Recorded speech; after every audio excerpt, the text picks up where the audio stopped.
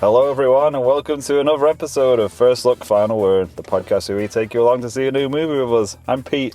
And I'm Trevor. Thanks for listening, you flamboyantly named and dressed public executioners. Today we are seeing Edgar Wright's 2025 movie, The Running Man. The Running Man.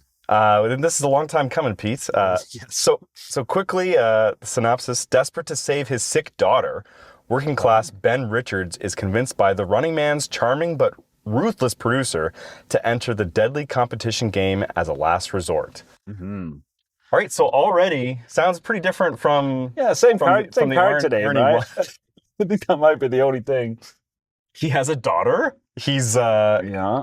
he's voluntarily entering the game.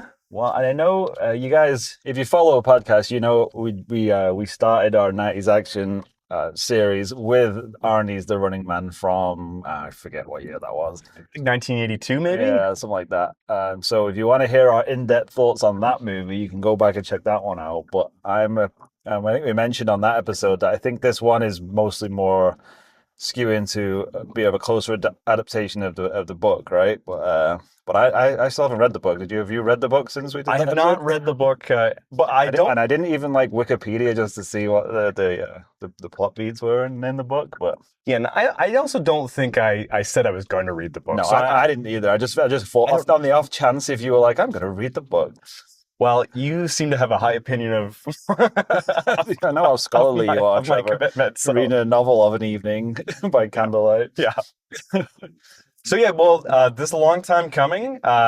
This is the bookend to the start of our series, and the last episode, and we've had some technical and weather difficulties, so we've been a few weeks delayed getting this one out. And kind of felt like the universe was trying to stop us from watching this movie, and it's trying right now. Actually, Well, it's started snowing again. To be honest, the weather is kind of defying the radar that I was looking up earlier, and I think it's supposed to just be a little bit, maybe for the next little while, but it's going to stop. you know what? If we get there, that's all we need, and Right? we'll figure it out from there.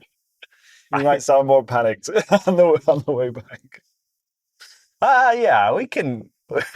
we can figure something out. We can, I'll sleep in the front seat, you sleep in the back seat on the side of the road. We'll just podcast from the ditch. That's fine. That's good for sweeps week or whatever. Sure. Do they have those for podcasts? I don't know. Probably not. I don't even know. I don't even. We didn't have them in England. I don't think we had them in Canada either. Just from watching American sitcoms. I was going to say that's the only way I know it is from watching sitcoms. And I'm still not sure really what it means. But anyways. Let's not get into it because I don't either. If you're new to the podcast and you're tuning in, you're thinking, what's the deal with these guys on the road? Well, that's the concept of the show. We're driving to the theater, giving you our immediate reactions after seeing the movie. Yeah, and this is a kind of an interesting one because normally we're right on on opening day almost, and this one's been out for a little while now, and we was probably set to leave theaters for fairly soon. So. Yeah, it's not doing too well. It's not really lighting anyone up. I've noticed, but I haven't really done a deep dive into any reviews or anything. I just have noticed that it's not really, people aren't raving about it. Yeah, so it's not really typical that we're going in to see a movie before the first weekend box office is done. Yeah, the idea was we'd be fresh takes without being tainted by multiple reviews and multiple weeks of it sitting in theaters. I haven't seen many takes of this movie. I think a lot of people are skipping it is kind of the problem. Yeah, that's probably what it is exactly. Which, I don't know. It seems like it has all the ingredients, but I just don't know if there's an appetite for it, maybe. Well, and it's hard to advertise. Well, the advertising for this movie doesn't really give an impression of what tone it's because going is this an R? Is this R rated? I don't know. Yeah, I think it was R rated in the States, but I'm old enough to get in. That's all. That's all. Yeah, but I mean, I'd be interested because that's got to affect it, right? What's his name in? Glen Powell. Glen Powell, and get it like a 4-quadrant family movie with his big cheesy grin and just going on a nice action adventure. But I think it's going to be a bit more brutal. I hope. Well, was something was Scott Pilgrim an R? Or is that PG-13? It can't have been R. Scott Pilgrim, surely. Because that could give you a little bit of insight into what kind of violence we might see. Because I'm guessing that it's not going to be. I think it's going to be very stylized like that. Well, I'm just saying it's probably both stylized and like brutal. I would think Right. if it hit the R rating there. Yeah, well, I really like Scott Pilgrim, so I'm here for that. But yeah, like Scott Pilgrim though, the violence is very like detached from reality. Yeah, yeah. That's just the nature of that story, right? Well, we can dive into Edgar Wright a little bit then. That's a good Sure, segue. So, sure. you as a native son of England, Yes. so how do you feel about Mr. Wright? I'm a big fan of Edgar Wright, although I don't think he's infallible by any stretch of the imagination. Certainly lately. Yeah, I kind of felt like his obviously his earlier stuff with like the Cornetto trilogy and that kind of stuff. I really loved, but then I think his sort of transition from that sort of British indie darling to sort of trying to do bigger blockbuster movies, I think he's struggled uh, to sort of carve out his niche, I guess. But Yeah. he's done like he's had some ones that I've really enjoyed. Like I said, Scott Pilgrim, I really enjoyed. Baby Driver, I really liked. But yeah, I think and it just he seems to struggle picking what he wants to do a lot of the time as well, which I don't know. I obviously don't know what's going on behind the scenes, but yeah, it just seemed like it's not been an easy path for him. I don't think. But I'm always rooting for him. I'm always hoping I'm going to enjoy his stuff. So I'm here Yeah, for this one. yeah, like I think his early stuff, like definitely Shaun of the Dead and Hot Fuzz, like are just like 10 out of 10 out of the park. Yeah, I especially love Hot Fuzz. I think it's so I might good. watch that once a year. Like Yeah. it's really a favorite of mine. I need Uh, to go back and watch World's End. well, I when I first saw it in the theater, I thought, you know, it's a bit of a step down, and I still might think that, but I've really grown to like it a lot. Yeah, I was the same where I didn't enjoy it as much when it came out, but I had a friend back home, and shout out to Big Dave if he ever listens, he was Big Dave? Big Dave. Everyone knows Okay. a Big Dave. Okay. But he was a huge like Shaun of the Dead, Hot Fuzz. He was a big Spaced fan. Right. If you ever go back and watch that TV show, I know I have. I love that show. so he Well, I quite like it. I don't think I don't think I love it. it's pretty good. It's pretty good. I've watched it once and enjoyed it all the way through. Well, there you go. That's a good review. Yeah. So I remember when I saw World's End, I was like, oh, what did you think? I didn't like it as much, and he was like raving about it. I think he said it was his favorite of the trilogy. It's at World's End. Yeah, like the third one of that trilogy. And the weakest trilogy that's ever existed. Right? Like the tie between the movies is just like some ice cream. It's the same character, it's the same actors, is basically all Yeah. it is. But yeah, no, I want to go. So I want to go back and revisit that because I don't know if I just like was too hyped because like Shaun of the Dead I absolutely loved, and then that same with you, like Hot Fuzz I felt was like a step up. I love that movie, so I think maybe my expectations were just a little too high. One, like Edgar Wright seems like a guy who, you know, like Tarantino is such a big movie fan and like likes putting those like winks in the movie, so like you know what movies he's referencing in the movies, like especially Hot Fuzz, like some of it's a bit more of a wink sometimes. And yeah, I'm kind of with you in that, like the more he gets away from like I guess like genre and just like making the kinds of movies that he loves, he struggles a little bit. Like I still do really love Scott Pilgrim, although like I think that's like a very well drawn out text, like so you kind of know what you're doing for that sort of thing. Very true. I think the first 30 minutes of Baby Driver is his best movie ever, but then like you know what, I can't argue with that. He sort of abandons the premise, which I just don't understand. That's what I mean. I wonder. It's very frustrating. I wonder if there's any like studio pressure to sort of try and rein him in a bit, which I would hate. But because like one of the things I really am sad about is that we never got to see his Ant-Man movie. Yeah, because I feel like just let him go, man. Like, well, like he would be the like people like him and James Gunn, like the kind of people who are just like unabashedly genre fans. I think that was are the people that you should put in charge of those kinds of projects. I think it was when Marvel were getting a bit nervous about straying too far from the formula that was working so well for them. Yeah, which was crazy because the Guardians worked out so well for them. I don't know why they didn't have the confidence at that point, but there you go. And like Peyton Reed, I think did a pretty good job. He did. I like that movies. I really like that first but movie. He's not like and I know he has his fans, but he's not an auteur in the same way No. that Edgar Wright is. Yeah. So I never really looked into it because I would love to see how much of Edgar Wright's stuff made it to the end. well, just Paul Rudd is such a perfect Yeah. person to be in that sort of universe. Like he's kind of like a Simon Pegg in a way, except much more handsome. Oh, burn on Simon Pegg. Well, Simon Pegg, he knows what he brings to the table. Yeah, he's a handsome face. It's a handsome face. Oh, good old Scotty. Oh God, I forgot he played Scotty. Yeah. So yeah, I'm a pretty big fan of Edgar Wright, though. Like I've never seen Last Night in Soho, so because I haven't either. I just heard terrible things about it, and then I wasn't prepared to watch it. I've heard mixed stuff on that. I've heard some people really like it, and then a lot of people really hate it. So I think it's one of those Marmite things where you either jump on board or you're just totally not having it.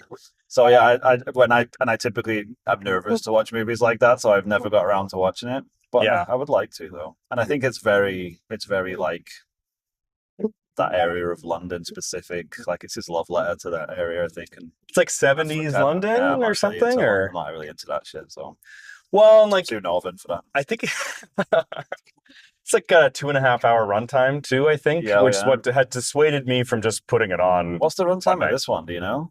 I think it's about 2:10, Oh yeah, okay. so it's not nothing. Yeah. No, but yeah, like I remember when they first announced like a remake of The Running Man and it's Edgar Wright. It's like my brain was a bit like, what? That's going to be crazy.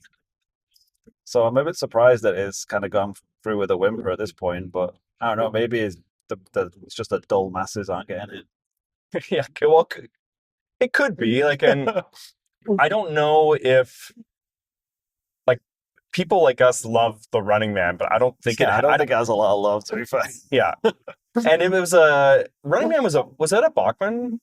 Yeah, I think we talked about that, right? Wasn't it like I think so. first, actually. And so like it's not like one of the well-known Yeah. King stories. It's like, to me, it's the perfect candidate for a movie they should be Yeah. redoing, because that one has a lot of issues Yeah. with it, Yeah. despite how memeable the movie is. Yeah, despite how we love it, it's not good. Yeah, and Let's be real. and it seems like the sort of thing that Edgar Wright should be doing. Right. Yeah. Kind of taking a step back from trying to be a little bit too serious, maybe. Yeah. So like I'm still excited for it. I'd love to see what Glen Powell can do in this sort of a role. I was just gonna say that. It's like, is this him like throwing his hat in the ring to be like an action star, or is he going to be a bit more subverted than that? I'm interested to see what he does. I don't know. Like, and that's why I sort of wish we were seeing this on the first weekend, where like I didn't know that it's gonna be a money loser, because it is an interesting question if Glen Powell is the guy who opens movies or not. That's the thing, right? It's like, can he open a movie of this kind? And it seems like maybe not. Yeah, maybe not. Well, I don't know if anyone can these days, to be honest. Well, maybe Arnie can. I don't know.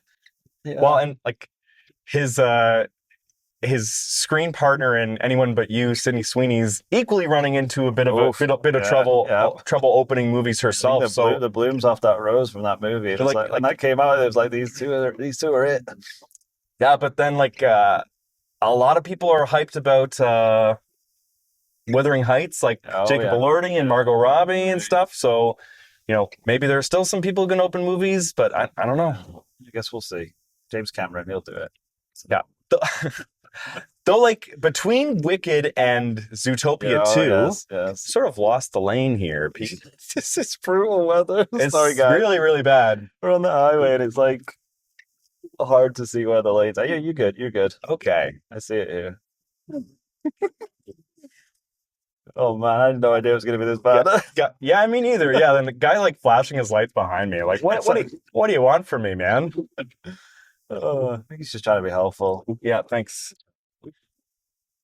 Anyways, what were we talking about? So, yeah, this is the last movie of our project, Last Action Heroes. So, to accompany this, we picked a couple movies to go with it. To knocking out some stars. Yeah, we thought we'd bang out a couple more just so that we didn't want to get in as many as we could.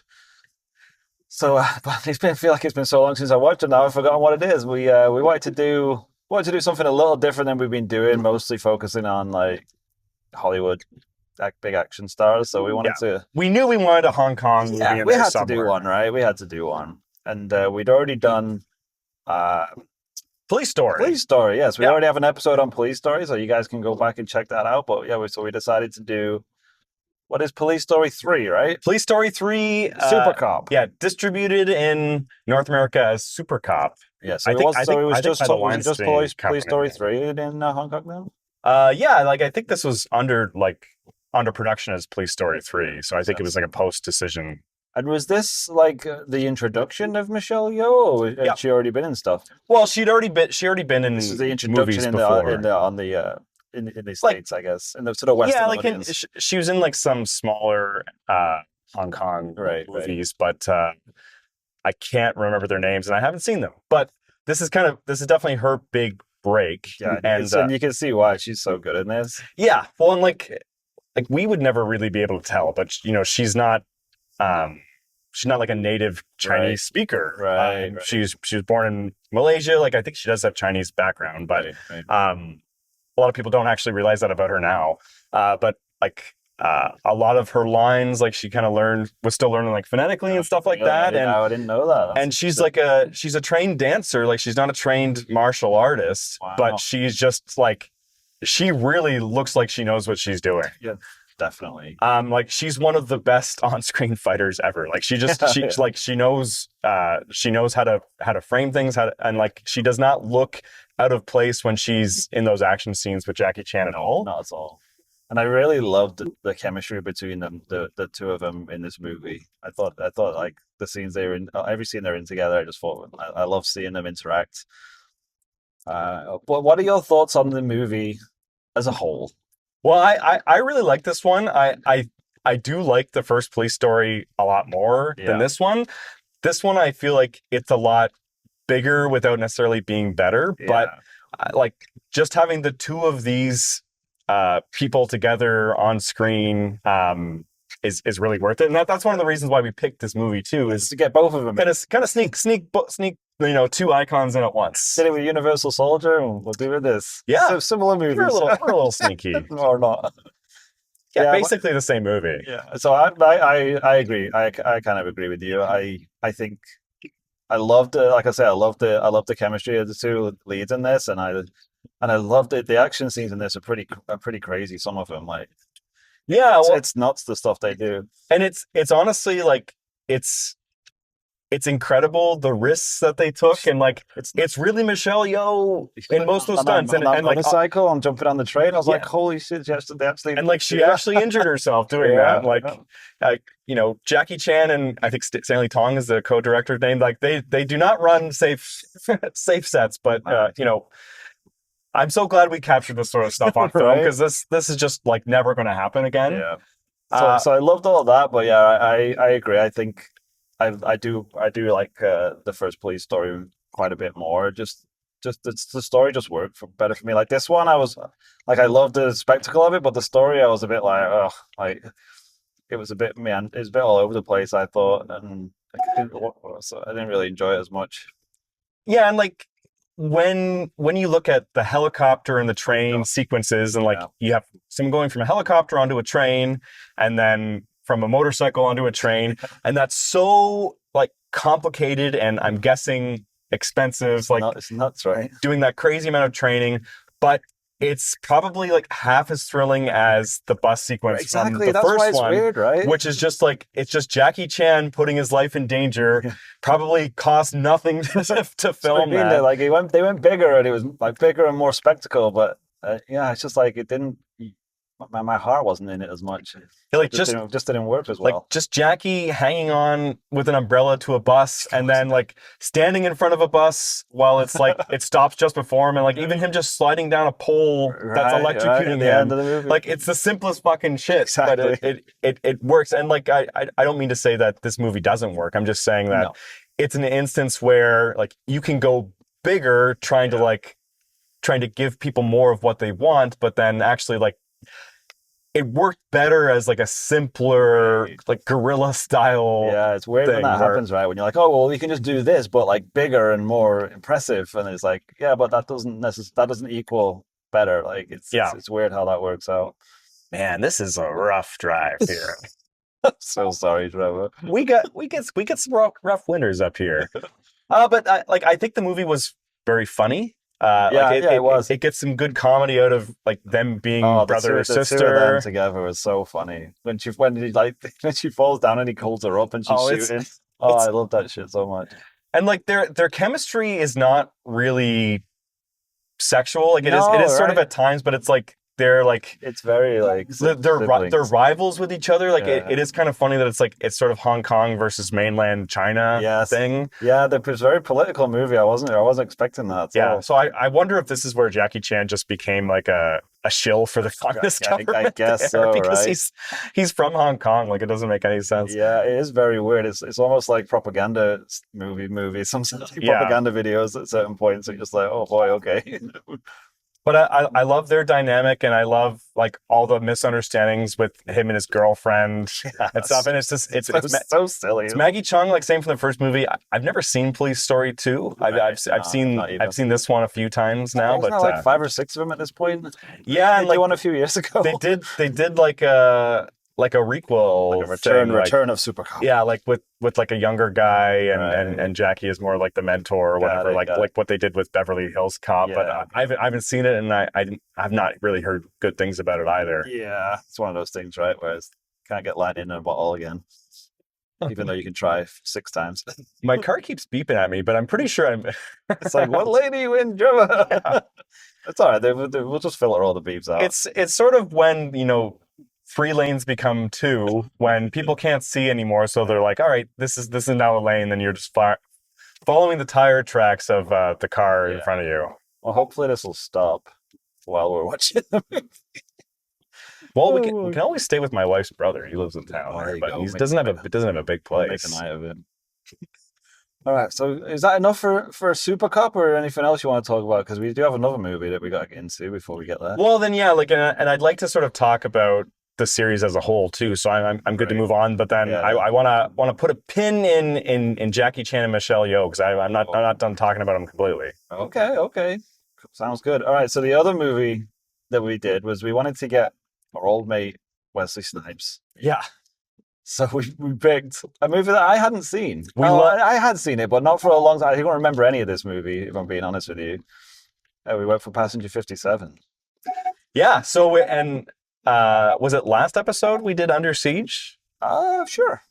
It might have been. I can't remember. Like the last time we recorded was so long ago. You know, right? We should know that. So we already did like the best Die Hard ripoff, and this is like a pretty good like early standard fare Die Hard ripoff movie. Yeah, Under Siege was the last episode, and this is one that I checked. So I mentioned I have like an anecdote about this one. Oh, you do? It's not really that interesting, but that's fine. As a kid, fit right in our podcast. As a kid, I had a friend stay over, and then my dad was like, "Hey, let's go to the video store and rent a movie." And then he's like, "Oh yeah, I've heard good things about this one, Passenger 57." And my friend at the time, he's like, "Oh yeah, I saw Passenger 56 with my family like a couple years ago." And I'm like, "Oh, okay." And then like it wasn't until years later I realized that he was just lying, because there's no Passenger 56. This is not like a 57 entry. Yeah, it's like, how am I going to know what's going on in this movie? I've not seen any of the other 56 movies. And like, I'm sure if you went on Letterboxd now, like half the reviews are like, "Oh, I haven't seen Passenger 1 through 56 or whatever." It's a good gag. It's like that kid was like lying for clout, I guess. But it's like the stupidest possible lie. Maybe he was just trying to tell a joke, and like when you guys took him seriously, he's like, "Oh shit, I can't. I'll go over with it now."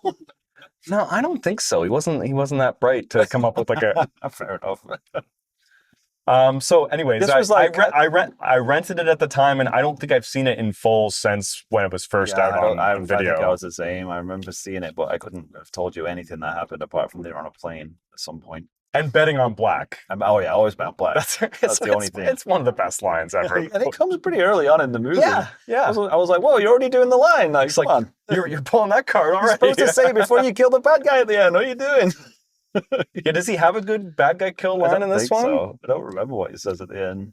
They're actually on the plane for a lot less than you would think in because this movie. in my head I was like, this is just Die Hard on a plane, and then it's like, no, we're off the plane. Now we're on the plane again. Now we're just kind of hanging out on the tarmac. I was like, what is going on with this movie? Yeah. So yeah, I didn't think it was very good, to be honest with you, in terms of it's sort of Die Hard on an X. It's sort of just like its wins above replacement is like a 0.1 or something. But I love that it's like Wesley Snipes is sort of big leading man breakout, right? Well, and like what else had he done then? He'd done Major League, right? And I think probably a few other supporting roles, but this is his big breakout as a lead. Yeah. And he's one of the best martial artists like ever on screen. Like he's like a legit good martial artist, and compare him to Chuck Norris, who's also an amazing martial artist, and their on-screen charisma couldn't be totally more different. Because like Wesley Snipes seems like he's ready to be the lead in movies. Turn him into a daywalker right now. He is ready. You're damn right. Whereas like Chuck Norris, like he obviously has like the technical aspects down of being a great martial artist, but that, one, I don't think it translated well into fighting on screen, and he had no charisma right out of the gate. Well, I think there's a big difference between actually fighting and fighting in a way that looks entertaining, right? Yeah. It's not the same thing at all. Well, and that's why I don't mean to loop back to Jackie so early, but I was surprised. That's exactly where my mind was going. I was surprised in like learning more about his background, and that he does not have like an actual like formal martial arts training. It's more like it's like the Peking Opera School of like stage fighting. He's, and like obviously if you put him in, if you put him in a ring against like a random person, he's going to beat the crap out of them, right? That's what you would think. He's like, there's a reason why he and Michelle Yeoh look so good fighting, is they have that kind of grasp of how this is going to look to the audience. It's not like I've been training with this ancient monk for many decades and now I've mastered it. It's like, no, it's none of that. It's just like, I just know how to make fights look good. It's just good at choreography. Yeah, so I think Wesley Snipes has the full package, except maybe he doesn't have the best instincts on paying taxes and stuff like that. Like, he could bring that up, are you? Well, poor Wes. It's low hanging fruit. Well, I called Jackie Chan out for being like a communist shill, so I should say the most obvious criticism of Wesley Snipes. I don't know what if there a criticism of Michelle Yeoh, like maybe she's being a little cringy on the press tour for Wicked. Oh man, well who isn't? I think that's a prerequisite of being on that. That's about it. But no, like I love Wesley Snipes, man. Like he was a staple of my childhood, and I'm sad that he's not in movies anymore. Well, he might be. He's still around though, right? Like like he was in Deadpool, Wolverine. Spoiler, and I assume he's gonna be in the new Avengers movie too. Like I would like to see him, but I don't know. I wouldn't be shocked if that was a one and done type deal. Well, he's getting up there. I think he could use the money. Let's just say that. Fair play. Yeah, he still really wants to play Blade. He does. Well, that's a great cast. Yeah, he's got his most iconic character. Yeah, he's gotten older. Right? Yeah, I mean they all have. The one thing about this movie though, I was kind of disappointed. He didn't really do a lot of like fighting, like martial arts fighting in it. No, like which kind of makes sense because like they're just like thugs on a plane. But yeah, you have him running the training course at the beginning, and then you have the fight sort of at the end. But like, I really wish he was on that plane more. Like there's so much setup for him being on this plane, and then like he immediately runs away, and then like he's hiding in the cargo hold for a bit, and then he just buggers off. Yeah, like it sort of is a Die Hard rip-off in name only for being a Die Hard. I feel like they were like, well, it's like I feel like they just were kind of like, well, what are we going to have him do on this plane? Like, it's not big enough for him to be like doing too much stuff on here. It's like, I guess he jumps off the plane and goes somewhere else. That's the only thing we can do at this point. What was that Josh Hartnett movie where he was sort of on a plane? Yeah, we reviewed it, right? We covered that during our Superman series. Or something, was it? No, maybe. No, that's the Jodie Foster one. But it's like Flight Risk, maybe. Yeah, that was really good. It was much more a realized version of this sort of thing. Which like doing Die Hard on a plane is kind of a hard premise because planes aren't that big, although Air Force One did kind of nail it. Yeah, that's what I mean. You just need a giant plane. Yeah. Which is tough. Like just doing it like this one looked like a 737. Like it didn't even look that huge, but right. Yeah, like he's really not on the plane that much. Oh. Fight or flight. Fight or flight. Okay. Sorry, I was looking it up. It was bugging me. Yeah, I thought it was a good movie. Yeah, so I was disappointed with how little him on a plane with like an incredibly young Liz Hurley. I did not have a memory of her being in this movie. Yeah. Oh my god, I was like, geez. Yeah, she must have been probably like 20. Yeah, I must right, have been right one here. of her first credits. That is crazy how young she was. Because when I first saw her, I was like, is that Elizabeth Hurley? It's like, holy crap. Well, it doesn't like she doesn't really look fully grown up. No, yet. she's like a kid. Yeah. And then she ends up being like, spoiler, she's like on the bad guy's side. Well, maybe. I'm waiting for the sequel to see how that really plays out. Where she comes back. Yeah. It was on the cover all along. Her and She says, Austin Powers just always bet on Hurley. bet on British. She was really laying into that British accent in that movie. Love it. Do you think she's laying it on thick? Oh, definitely. Okay. I think that's why they hired her. I can't tell when someone's hamming it up or not. Like I think she has that accent anyway, but they weren't trying to like dumb it down or like, can you do an American accent? They're like, no. We'll make your character British so you can lay it on thick. I guess it did seem thicker than in Austin Powers, but I just thought maybe she'd like lost it a little bit with living in LA or something. Oh, I don't know, man. It was she was very British. Where in Britain would she be from? Oh, based on that accent. That's a very southern accent. Yeah. Okay. It's like very posh London. I love how you say southern. It's like such an insult. Like just like toss away there. Yeah, it's like anything that's below that. I just don't even get into. It's a southern wanker. Yeah. Shandy drinking bastards. So yeah, like I'm glad we didn't dedicate a full episode to this movie because we would have been struggling. There's nothing really to talk about here that we haven't already talked about with this other stuff. Like, I do have a couple of cool trivia points about it though. If you want to hear them? All right, hit me. Okay, so guess who had this movie as an option and was gonna do this and then went and did something else instead? It was the first choice for this movie. They said you can take your pick. So was Wesley Snipes the second choice, or is he like the fifth? He was the third, I think. He's the third choice. At least the third that I know of. Is it someone that we covered? Yes, because he did Under Siege instead. Okay, well, I was gonna guess Seagal. No, I just wanted to give you the credit. Okay. Yeah. So Seagal was the second choice. I'm taking it. No. So they said to Seagal, you could do this, or you could do these two different Die Hard on X movies. Which one do you want to do? And I think you probably picked the better one. Oh, definitely. Like it just has a scale. Yes. To like the more places to hide on a big battleship like that. But I assume Bruce Willis was the first choice. I'll tell you who the first one. And they wrote it for Stallone. Okay. Yeah, they wrote it for Stallone, and that's why there's a character called Sly in the movie. Oh, they okay. did that as a little nod to him. All right. Well, like I assume he was at the stage of his life where he's like, I don't want to do a Die Hard ripoff. Can you imagine? Like, why would he have done that?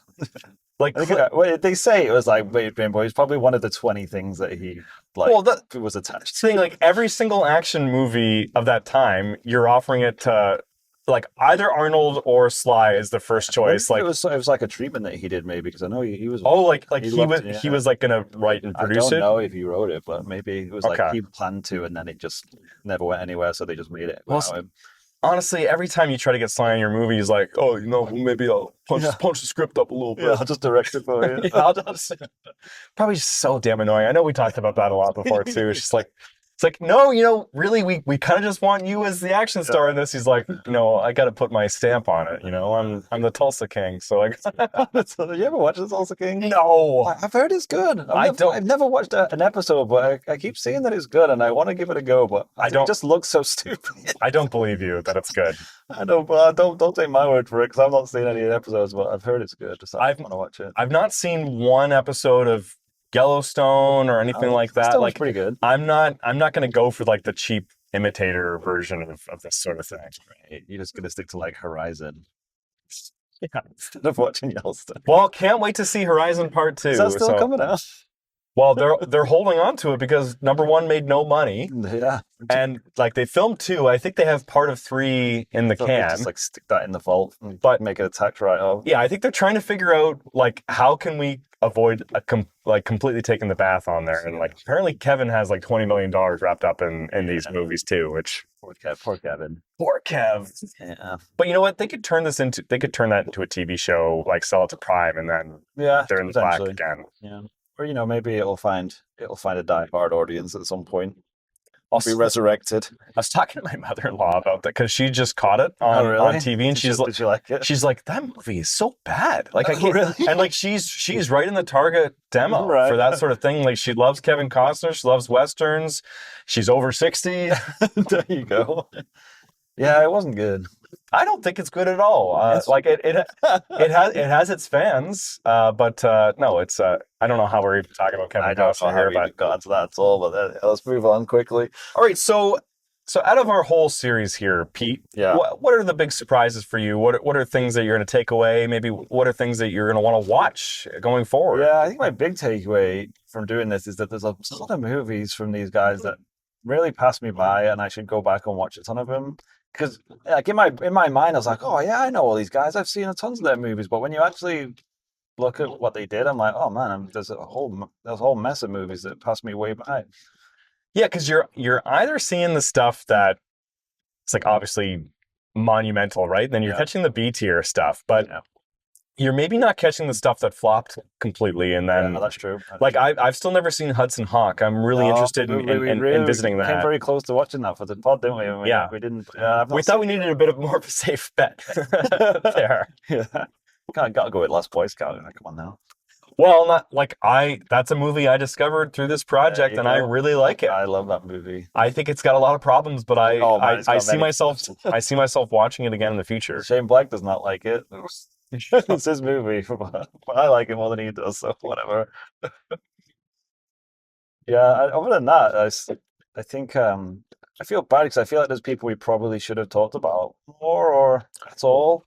Well, like who did we skip? Because there's a whole like not direct action star, like because we didn't cover Harrison Ford. No, we didn't cover Mel Gibson. We didn't do Tom Cruise. Like so that like kind of like A tier star who was also like an action star. Well, maybe we'll cover Mel Gibson on one of our next projects. Yes, so we'll see. So. Are you wanting to drop? Are you wanting to drop that? No, we don't have to do it right now. It's just a little hint for later, maybe. Okay.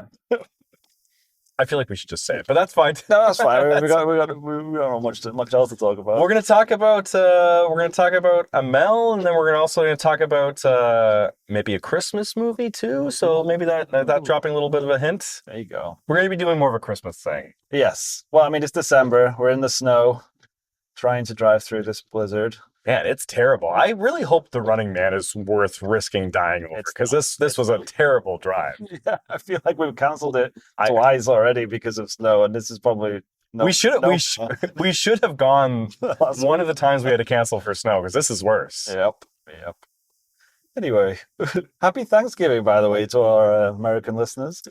Yeah, like, have you considered having your Thanksgiving earlier in the year? This seems late. It's pretty good, actually. You should give it a try.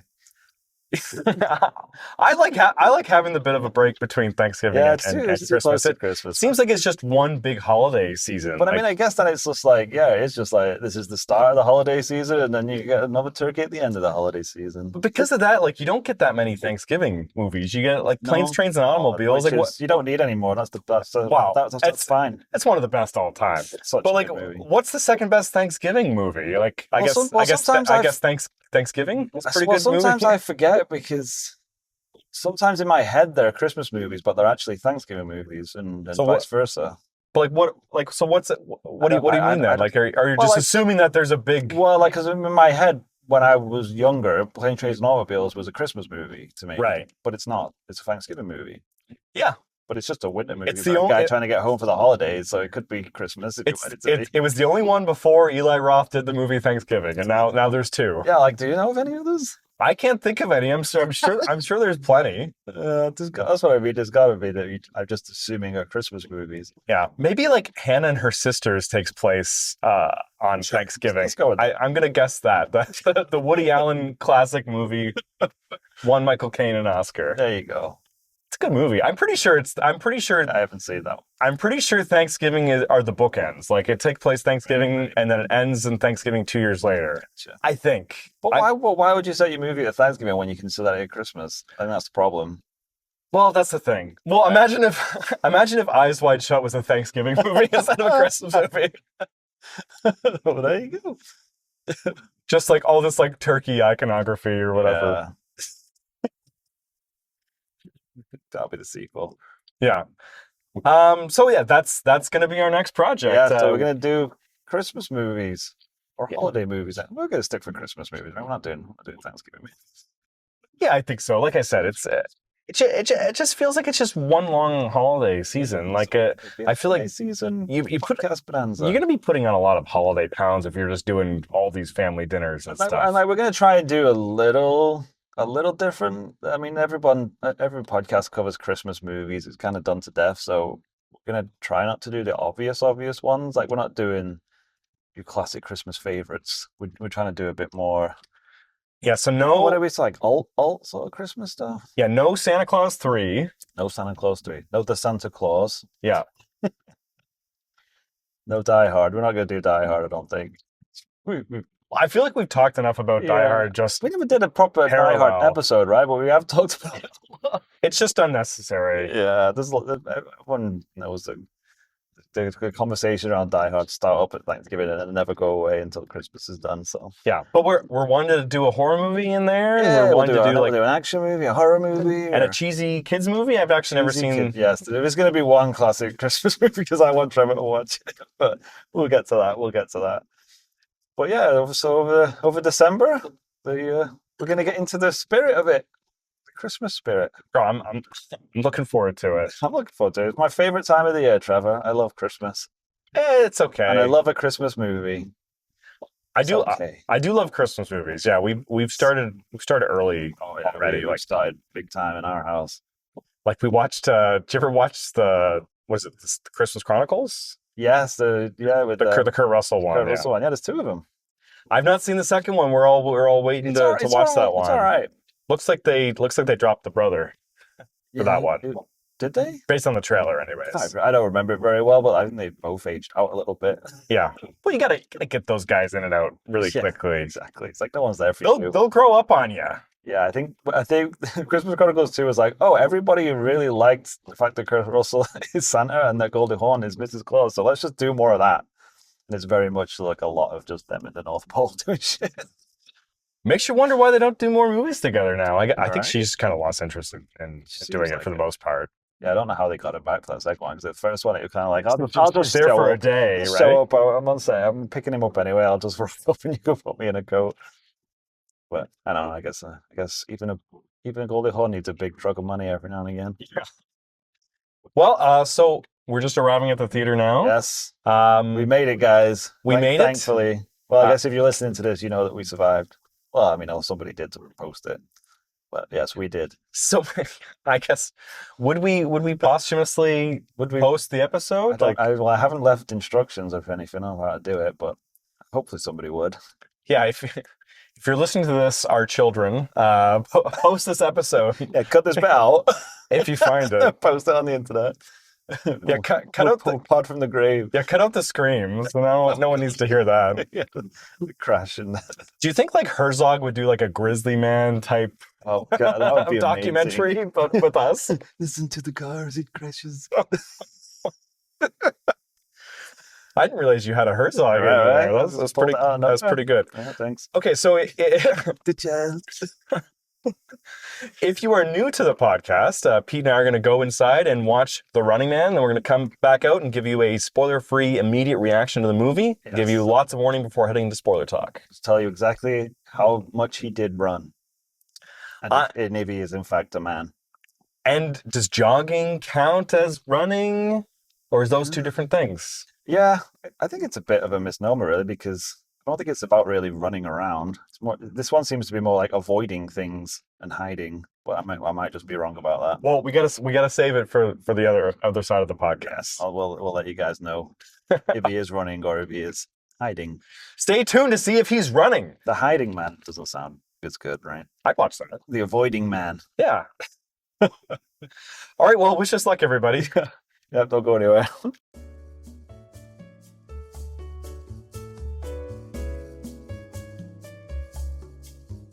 Welcome back, everyone. It's nice and peaceful where we are. Yeah, full disclosure, it is now the following day. Yeah, the weather was so bad when we got out of the movie theater that we couldn't record, and yeah, it wasn't safe. We were just, I guess, Trevor was white knuckling it all the way home from a blizzard. If we did record it, it'd be a lot of like, oh fuck, why did we do this? Like, this is terrible. Yeah, it was pretty terrifying. So we decided we'd be more responsible and just put off the recorded until that, which is interesting because we've never really had such a gap in between seeing a movie and giving our thoughts, which is kind of supposed to be the point. It's supposed to be the initial thoughts, but now you're going to get our initial thoughts the next day.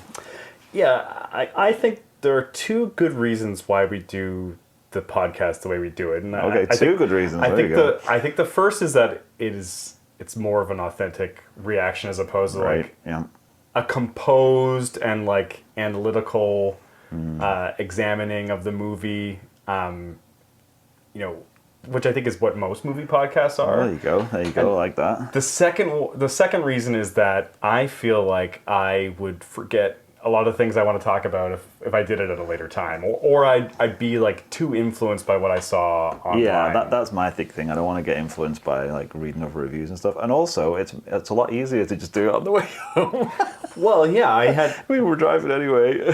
I had to take out time of my day to come over. Exactly, scheduling stuff is hard. That's why we decided to just do it in the car on the way there and back. I guess that's the real secret number one reason that we do it. Yeah, that was the genesis of it. But it's an easier sell to our wives that we don't have to take additional time out from actually already going to see the movie. We don't live that close to a theater. Yeah, it happens to work out well that the drive to and from a theater gives us plenty of time to give you guys our thoughts. There we go. Okay. So saying with that in mind, let's get into our thoughts on The Running Man 2025. Yeah, a bit of context is I didn't have dinner before this movie, and so I had to wait for them to, I had to order dinner at the theater, and I was a little late getting in. Well, and also we were a bit late arriving just because of the snow. It took us a bit longer to drive. Though, right? Yeah, I saw I saw it all. Yeah, they were still doing previews when I went in, so it was good.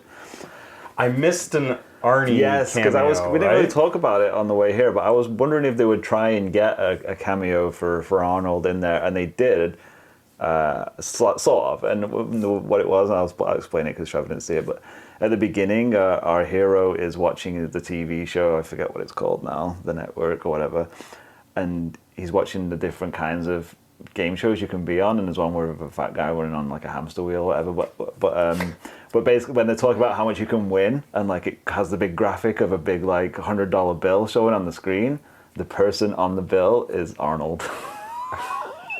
You know what? And I was like, wow, but not Arnold from Running Man, like Arnold from today. Arnold from today. The governor was on there.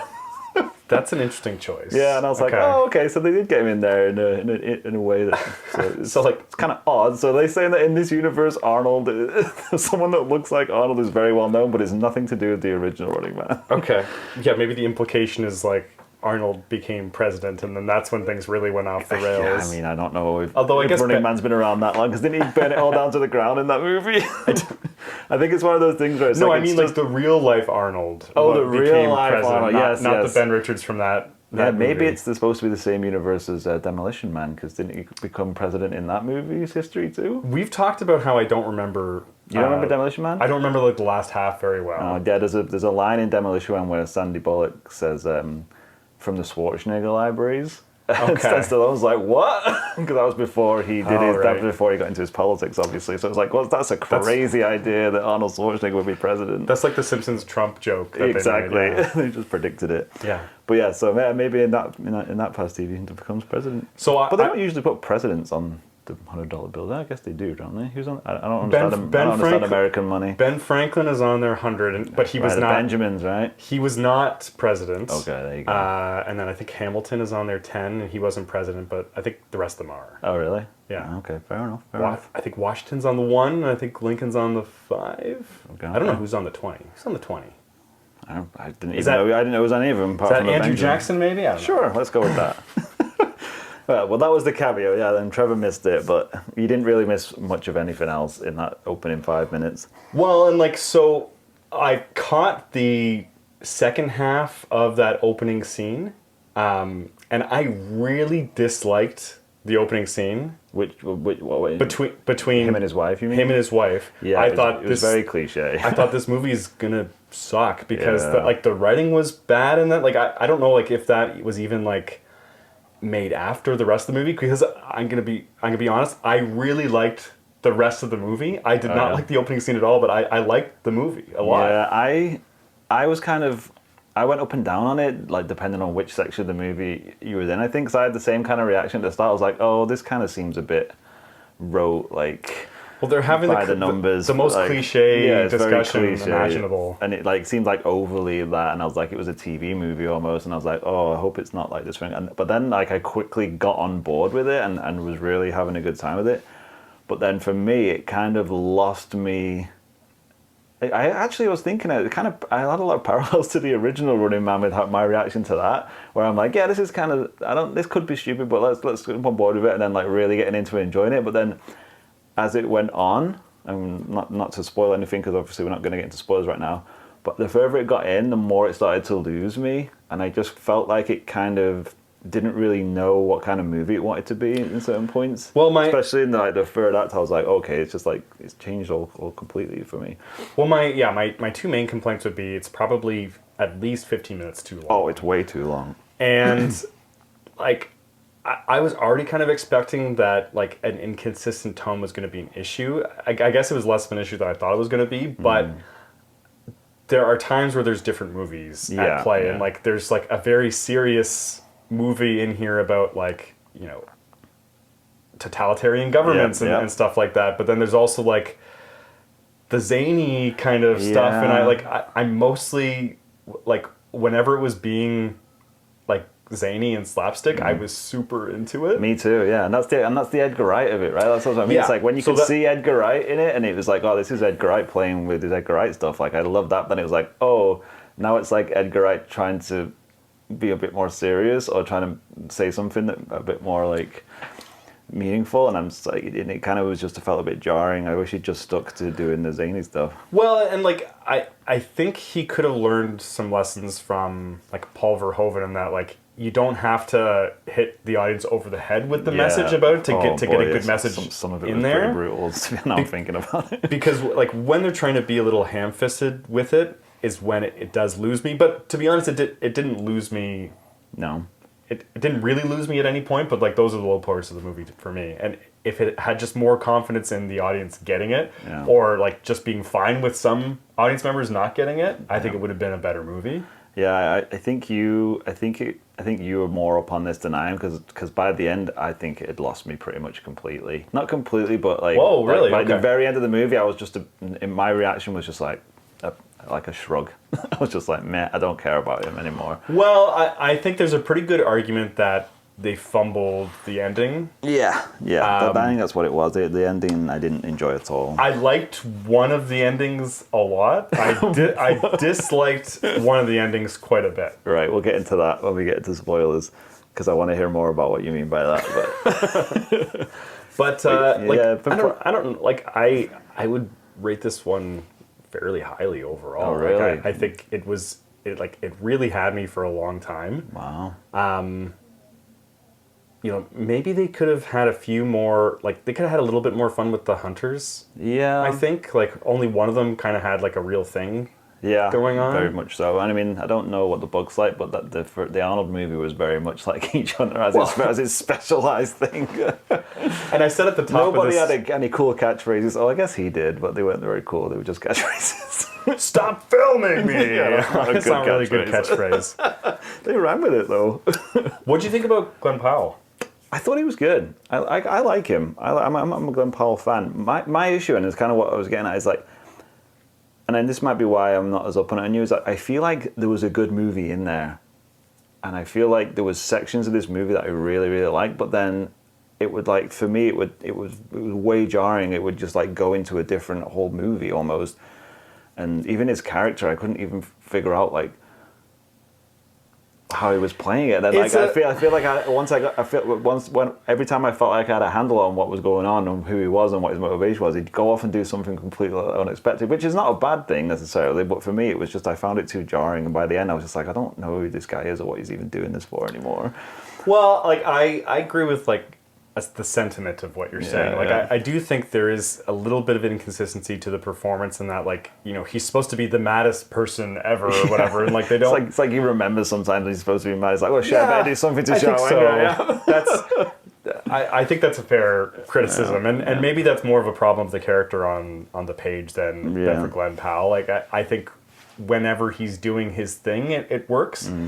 I kind of wish there was a little bit more Hitman in this movie, with the commitment to the disguises and stuff. Like it was so much better in that movie. Like they abandoned that pretty quickly. These disguises sucked. Like they really did suck. And I guess he is just like a working stiff or whatever. Right? So it makes sense. But that's what I think. That's what some of my issues. Like, I'm trying not to say stuff that was really spoilery, but like the stuff like that, I just felt like it was kind of like pointless in the movie. It's like, oh yeah, and he's going to be wearing disguises, but like they don't really dig into it in a meaningful or entertaining way. He has like 2 different disguises and neither of them are that great, and they kind of immediately don't work. Yeah. Which sounds like it could be a bit, but it's not really played as a bit. It's just played as like, this is what's going on. So yeah, I don't know. There's parts of it that just really niggled at me, and I think that's colouring my view of the whole thing. Well, it's interesting you say that there's a good movie buried in here, because I would say this is a good movie and there's a great movie buried in here. There you go. Like, I think this is objectively much better than the Arnold movie. Well, I mean, I don't think that's the bar we should be trying to the movie on. But at the same time, this probably won't linger long in the collective memory. No, in the same way. For me, I felt. I know you said that you could easily trim 15 minutes off this, but I feel like you could do way more. Like if they really trimmed this down, got rid of all the fluff and all the stuff that didn't really work, and just made it like a kinetic 90 minutes him doing his stuff. Like there's whole sections of this movie I think you can jettison without really losing much and still have an entertaining movie. Well, I think a bit of the problem is, and maybe this is them sticking close to the source material, that it's 30 days. Like, why not make it? Yeah, why not make it a week? That was because I think like they have a conversation right at the start, and I thought he said it was like a week, but I think he was just saying after the end of the first week you get this amount of money. Yeah. But then it was like, oh, and then you got 3 more. It's like, holy crap, that's a long ass time to stay with this guy. Because any way that they would approach that, there would be a length of time where he would be like you need to explain. He would be underground, not doing anything interesting. Yeah. Like that would work really well if you were doing, and I always say this, but if you're going to do like a TV video series, if you're going to do episodic, you could do like a couple of days per episode of him doing random shit. But I agree. I think if you'd made this a week, that would have been a great first step to making it seem a bit more like it wasn't lagging in the middle. This honestly would be structured well for like a 12-episode miniseries. I hate saying that. I know, yeah, I can see it in your face. It pained you. But I could. You're usually right when you say stuff like this, but I feel like you could say that on anything, though, is the problem. Like, yes, with the way TV is now, wouldn't it be better if you had like 12 hours to tell a story instead of 2.5? Yeah, it would. But I think like you were alluding to earlier with like some of the stuff it was trying to get into in terms of like fighting against a totalitarian government and all that stuff, which is very prescient. It was a bit scary, some of the stuff, but like it didn't really have enough time to get into the meat of some of that stuff, even though it kind of did, because it was over 30 days and he had met a lot of different people and a lot of different conversations, but there wasn't really time enough to really have any of them be meaningful enough to me. Like, well, they introduce a character in the middle of the third act and then throw a lot at this particular person. Yes, exactly. You are a proxy for everything that's wrong with this society, even though like we already have like pretty good antagonists who are serving in that same capacity. Mm-hmm. Yeah. That's what I mean. I don't hate this movie. I feel like I'm coming off like I hate it. I didn't hate it at all. I enjoyed it. But yeah, I think just by the end I was just a bit more frustrated by the way it all shook out than I would have liked. What did you think of Michael Cera? I didn't know he was in it. Did you know he was in it going in? Yeah. I had no idea he was in it. I hadn't really done any research on this movie, so when he showed up, I was like, "Oh my god, it's Michael Cera!" And I think he was great. yeah, I think he was really just being good. his most Michael Cera ever, and I loved that character. But I think that's what I was talking about earlier. It's like when he meets Michael Cera, I feel like it turns into a different movie. Definitely, like And I'm like, I like this movie. That's the movie it should have been. Exactly, Yeah. and I think that's why I was frustrated, because I was like, oh, like we can do this stuff. Like I would love to see, but I think we were already like an hour and a half into the movie when that even happens. Yeah. So I was like, oh, like more of this would have been nice, because like I felt like Michael Cera was in a different movie than everybody else. I like the guy who, like, his act of rebellion is he has like a YouTube channel Yes. thing. I thought that was very funny. yeah, that was good too. And like Josh Brolin always plays a good villain. Yeah, yeah. I think Colman Domingo is so great in that role. Like, he was really making me laugh. He was actually brilliant. He was great, actually.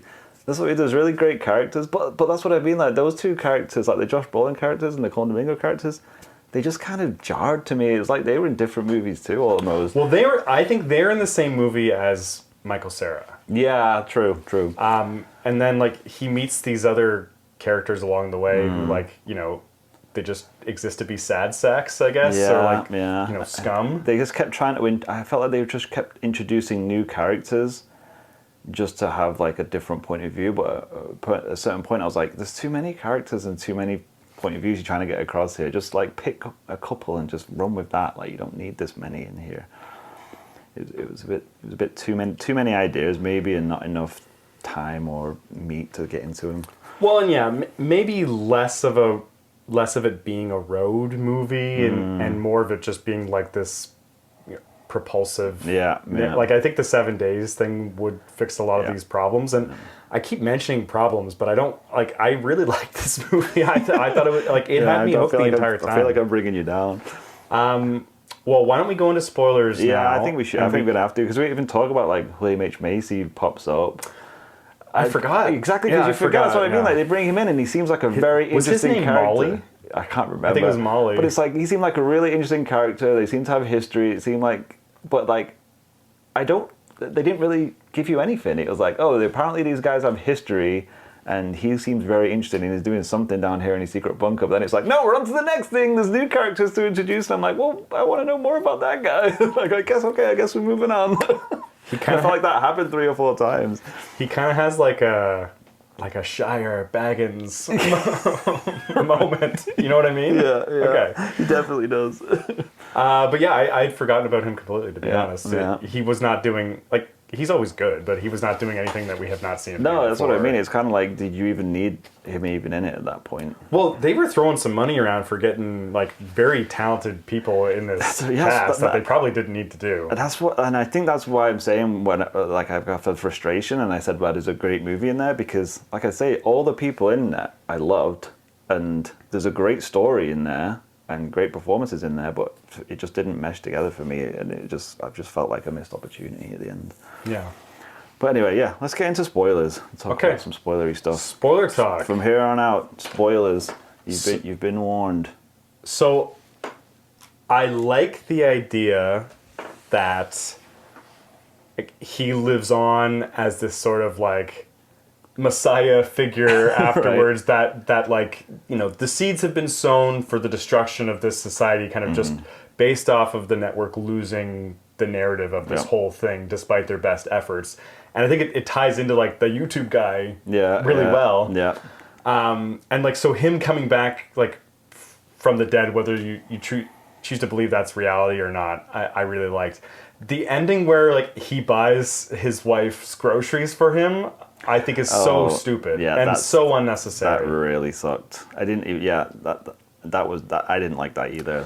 Like that feels like it's like a test audience reaction, like of people being concerned of like, I'm frustrated, I don't know if the wife and child lived or died. How did he reconnect with his wife and child at the end? But like, they did that one before like the studio thing. Yeah, I think that might be why at the end, the whole sort of third act I didn't jive with. As soon as they introduced a woman in the car, that was it kind of lost. It kind of started losing me, because I felt like it kind of changed its whole trajectory at that point and shifted to something else, and I wasn't jiving with it. Well, I liked kind of where it was going in that, like, he had realized that he was basically bulletproof as long as he was entertaining. And there's a way for him to kind of milk this to his own benefit, if they could also be for the benefit of the network, which is, it's like a very Hunger Games like thing. But like them in the car together was just not enjoyable. Yeah, and I think he made that jump and that revelation like really, it seemed like really quickly. He spent all this time doing one thing, then all of a sudden he's like, you know what, we'll do this thing because we need to move the plot along. And I was like, okay. He did say it out loud as a piece of narration. Yeah, so. It's like, we're doing this now so that we can move into this part of the movie. And I was like, oh, that didn't feel organic at all. It just felt like he just made a decision on the fly. Because his whole shtick through the whole movie is like, I have to get back to my family, and he's doing whatever he can to survive, and then he does this kind of flip where it's like, you know what, now I'm just going to be a bit more stirring the pot a bit.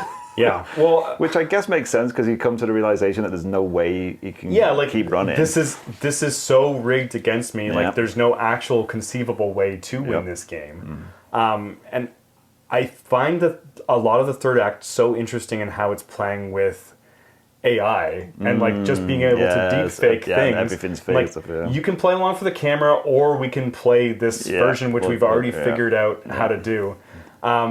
Which, like, it does kind of scare the crap out of me. Like, this movie does have some good points that it's making. It definitely does. I love the stuff it's saying for sure. But like, you know, once a society can like control what reality is, basically, then like does freedom exist at all in that scenario? Yeah, and I was a bit underwhelmed with, like, they played it like it was a reveal when the hunter took his mask off, and we didn't know who he was. Yeah, and I was a bit like, yeah, okay, someone we don't know. What's this supposed to be? And then they did a second reveal later on where it's like, oh, he was the original hunter. So even if they just shown that guy who made it 29 days, so when it was revealed, you're like, oh, it's the hunter. But they never showed you that guy, so it wasn't a reveal. I was thinking about this, and like, there must be some footage or something where like you're watching the guy who made it 29 days, but then everyone in the audience guessed that that's the masked man right away. So like, oh, we have to take it out. But then the reveal is completely meaningless, and like Glen Powell does not react to it. It's like, it's like when you take your mask off, it's never going to happen. I can't ever take my mask off. It's like, no, I'm going to make it. So, and then Josh Brolin's like, take your mask off. So he does, and it's like, so it's like you're a dude with glasses. Oh no, my biggest adversary. It's like, oh, why did it matter? And then but I guess that makes sense because it's like, oh, it's the guy who was the runner because you. Like that's the end game of being a good runner, is that they just hire you as a hunter. Well, and yet, but it had to spell that out later on because the reveal made no sense. Yeah, and there's no way to actually escape the system. The only way is to become a benefactor of the system, but then you're still trapped in it. Like, the only person who's not trapped is Josh Brolin, and he's conceivably still trapped in some way that we don't see. You might have a boss, right? Because he said that like they don't really know who else is involved. Yeah. Yeah, and I think that's the kind of the crux of my argument. It's like all the stuff we just talked about, I think is interested and can be done really well. Like, you reveal that this guy could not escape from the game, even though he did the best out of anyone in history. He's still stuck in the game, and now he's doing something even worse because he's being forced to murder people. But like, it was handled so clumsily that they basically had to spell it out later on in case you missed the fact that that's what they were trying to say. And I was a bit like, oh, really? It was pretty clumsy. Like, if you asked me, like, was this satisfying as an Edgar Wright movie? I would say, like, he's not living up to his potential. When we know that he is, like, a master filmmaker with an incredible vision. Yeah, maybe that's why I'm judging it so harshly. I think you might have hit it nail on the head there. I think I just went in with a lot lower expectations. Yeah, like, maybe. Knowing that he's undergoing this bit of a shift, and so I think we can agree that we just want him to be himself. Yeah, more. And I think, you know what, and I think you've swayed me, because when you said earlier that it's a good movie that could have been a great movie, I think I agree with that. I think it is a good movie, but I think I'm disappointed because I know in my heart that with everybody involved and what I saw on screen, there was a potential there for it to be an amazing movie. Well, this guy made Hot Fuzz. Like, he could do anything. Yep. Yeah, I just felt like, I don't know, the script just wasn't tight enough or whatever, and I feel like it could have been. But anyway, I don't know. I think No, I agree. Like, because my expectations weren't super high for this one either, to be honest. But I think it pulled me in. Like the first half an hour, or even the first hour, I was on board.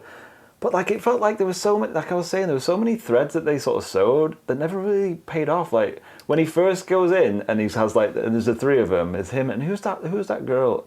She looks so familiar. I know I've seen her in I think Orange is the New Black. Right. Yeah. I think she in that. She was in. I think she was in something I watched recently. But yeah, she's a name. I just don't remember. Might have been a Marvel. What might have been a Marvel show. Maybe she was in Ironheart, but might be thinking of somebody else. But yeah, like they set that whole thing up with him and Tim and her and the three of them running together. Yeah. And it's like, yeah, they never encounter each other. The Tim guy, they just kill off right away. And then her, they did some fun stuff with her. But like it didn't affect Glen Powell at all, really. No. Like, I swore, I think you even leaned over and was like, oh, she's gonna end up not being dead when like she ends up getting killed. Yeah, it seems so weird, like to show that and have that whole thing.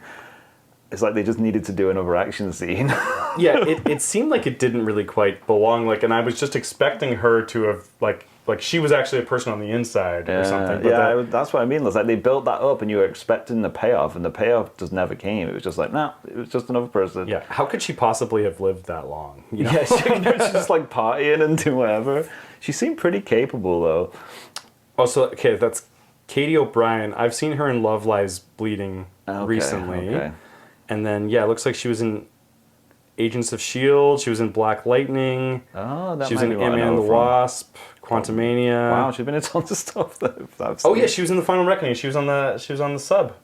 Oh yes, She was on the gay sub, where everyone was gay. Of course. Oh, there you go. I knew I'd seen her from somewhere. Apparently, I'd seen her from multiple things. So there you go. Which no, because she was really good as well. Like I think so. She was having a great time. But like, how did she get away with that so long? Like I don't know. That's what I mean. It's like show more of that, or explain it, or have it impact our main thread like at any point. Because he didn't even seem like he cared about them.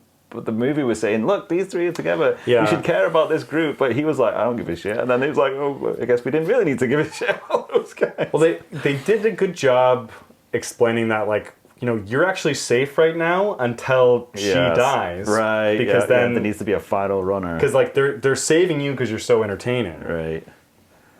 Yeah. Because there was a lot of characters like that where they built it up like I said with William H. Macy and like you said the YouTube guys, like they kept having him meet these people and like you're supposed to care about these people there, but I felt like they just would then like skim right past it, and some of them just like were like open threads that you didn't really know why they bothered, and others it was just like, oh, I would have liked to see more of that, but you just killed them off immediately.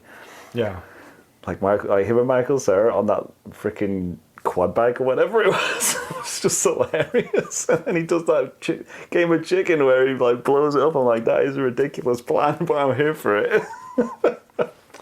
It was pretty silly that he just realized then and there, like he could just call and lure all those goons in there. Like Yeah. It's like you could have got him to safety and then called. Like it's not like they asked for proof that this guy's here right now. He was like legit crazy though. That I character. love It was that. just insane. Like he was loving it so much, but it's like crazy. Like his mom trying to make sure his mom doesn't get shot, but also like super soaking the guys because to electrocute him. His mom's just sitting there watching Fox News all day, going crazy. Yeah, like he was like legit insane. But no, yeah, and all the stuff at the end, just going back to the ending, on the whole thing on the plane, it was kind of, like I felt like it was half really well done, but half I was a bit like, it just seems like it could have been better. Like the whole like, oh, the other hunters are the ones flying the plane, who like, that's the other thing, he didn't seem to be a very well-trained guy. He's just like a construction worker who was very angry. He's just like a very in-shape guy who has specific skills from working a bunch of different jobs. But like, how is he being able to fight people who seem like, you'd think these hunters would be pretty good at like one-on-one combat, but he manages to best like more than one of them in this movie. Well, he has anger. It's like the Hulk. He has anger, and he has dad strength. He has dad strength. That's true. He's got that. He'll pick the bus up off his kid and throw it at him. Yeah, exactly. And I guess as well, like they probably are told like maybe go easy on him, so it's entertaining for people to watch. I thought he was gonna like end up teaming up with the one hunter who heard that Josh Brolin was saying kill this guy or whatever, but then that guy immediately just like goes back to trying to kill him. So. Yeah, it's like stuff like that. I'm like, why even do that then? At that point, it's like, oh, I'm going to spare this guy's life, and then it's like the next scene he's trying to kill him again. And I'm like, well, I guess that was showing that like there's no point in sparing these people because they're never going to be good. But it just seemed like just seemed like a lot of missed opportunities in here for me, and that's why I feel so disappointed. But you know what? I didn't hate it. It was a good movie. Like you say, it's objectively miles better than the Arnold one. Yeah. Let's be real. I was kind of hoping he'd say like... He'd do a line. Yeah, he'd do the... No, plane zero. Like, I'm going to like punch through your stomach and rip out your goddamn spine or something. Oh, yes, that was amazing. I'm not getting the line exactly right. But... Yeah, they didn't really give him any good lines. Like, there was the one clip they kept showing where he gives the finger to the screen and does that weird thing with his tongue. Yeah, that was like his catchphrase, but I forget what it is now. I think "Stop filming me" or like... No, it wasn't that. It was a different one from that. It was like... Yeah, eat it, shitheads, or something like that. Yeah, it was something stupid like that. And it's like, that's such a bad line. But, and like that whole... When he did stuff like that, that's what I mean about, like, it seemed like a different character almost sometimes. Where he'd like go into this like...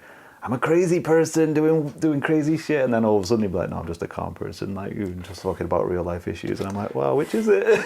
The world we live in is terrible. Yeah. And it's like you were just like jumping out of a window and screaming at cameras and stuff. But yeah, I don't know. I wanted a little bit more from my Running Man. Sorry, guys. I think that's more than fair. Yeah. But no. I'm not sure I'll ever watch it again.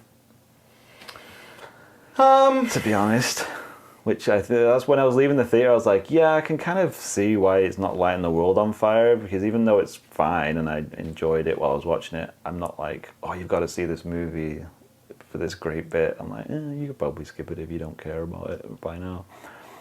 Yeah, I turned into a Muppet then for a second. I would watch this again, like.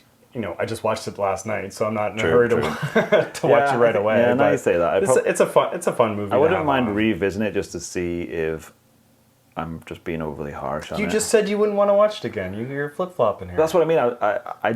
I came out thinking like I don't really need to see that ever again, but if I think about it more, I feel like maybe I should, just to see. Like, when you feel like I should give it another chance versus I can't wait to see that again. Like, maybe I should give it another chance. You know what we should do? We should make our version of the movie and cut out the fat. Just edit it. Yeah, just edit it down. There's so many movies that I wish I could just. Topher Grace. I could just cut. Just cut a bunch of stuff out and just be like, yep, there you go. Yeah. Ain't got no one got time for that. You can cut out him being the priest. Yeah, like what was the point of that? That's what I mean. Like, it was talking like him being the priest. That whole thing. I'm just a poor old Irish priest. I feel like they just were like on set one day, and he's like, I can do kind of an Irish accent. It's like, oh, let's make him an Irish priest. That'll be hilarious. But that's what a hitman is. Like, that's what that whole movie is. Yeah, but that was good though. Yeah, I love that. I love that. Hitman is a much better movie and much better use of Glen Powell. Yes, I love that movie. That's what that might be another reason why I'm like, we've seen him do this really in a really entertaining way, and this is just stupid. Oh boy, yeah. There was just lots of things that niggled at me, but they got through a lot in this movie. Like, even just talking about it, like I'd almost forgotten about all like the training stuff at the beginning, and then all the different characters he meets and all the different places he goes. It's like there's a lot that they cram in here, and I think not all of it really lands. Yeah, like maybe they could have used some of those set pieces a bit more. Doing stuff like that. Like every 7 days they have to go to like a crazy obstacle course they have to run through or something. It's like even with like the every day you have to record a video, that was like a thing. But then after he did it for like a week, they kind of just dropped the whole thing, and it was like, oh, just pre-record them or whatever, or they'll just freaking make their own versions. I was just kind of like, well, that was a big thing for a few days, and now you've just totally dropped it. Like, you don't care about it anymore, which I guess is fine, but I'm like, what am I supposed to care about at this point? Yeah. They made it sound so important they had to do that, but I guess it really wasn't. So, anything else on this one? No, I think we could probably wrap this one up, right? Well, are we going to say what our next project is officially? Yes. We can wrap up the review, and we can. Well, we already talked about it, right, with our Christmas Yeah, stuff. it's like, I don't know, what we're going to call it, like Weird Christmas or something? Or Alt Christmas? Alt Christmas movies. Jagged Edge Christmas. Yeah, we'll figure that out. I guess it doesn't really need a name. And I think we're going to try to see the new Knives Out movie for next week. Yes, I'm really looking forward to that, man. I love those movies so much. Me too. I'm hoping they can keep them going.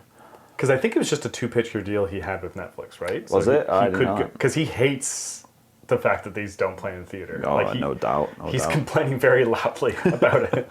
Because these would make so much money. It doesn't make any sense. Yeah, it's got a very limited run, this one, hasn't it? So. But no, I love these movies. The first movie, maybe I'll save the anecdote for later. Yeah, let's save that. First movie is very important for my wife and I. Oh, well, I'm looking forward to hearing that story. I'm overselling it. It's like it saved our lives. It saved our marriage. There you go. Well, wait for that one. Wait for that one, guys. She said, "Trevor, I'm leaving you." I said, "Let's go to a movie first, and then." Yeah. What if I do? I'm not even going to try. I was going to do the accent, but I'm not going to try. Oh, are you going to do like the Foghorn Leghorn? Yeah, I was going to do the Benoit Blanc. Yeah. You know what? Let's practice for a week and come back with our best. I suspect foul play and all that stuff. Okay, yeah, we'll see. We'll do a Benoit off. Okay. Yeah, and then Benoit off. Anyway, yeah, I know we'll keep the next week's project movie under wraps for now, I guess. We'll see what we throw up there. Yeah, we got ideas, but yeah, we'll keep it a surprise. Okay. All right. Well, that's it for this week, I guess. It was an interesting one. We survived the storm. We did half an episode in a car and half at home, which I think is a first for the pod. Well, we survived. That's what it's all about. Yes, it was harrowing, but we made it. Not as harrowing as The Running Man for me. Oh, that sounded harsh. I don't want to. You said you liked it. I know. I just keep being harsh to it. Anyway, we'll leave it there until I say something I will regret. But until next time, that's the final word.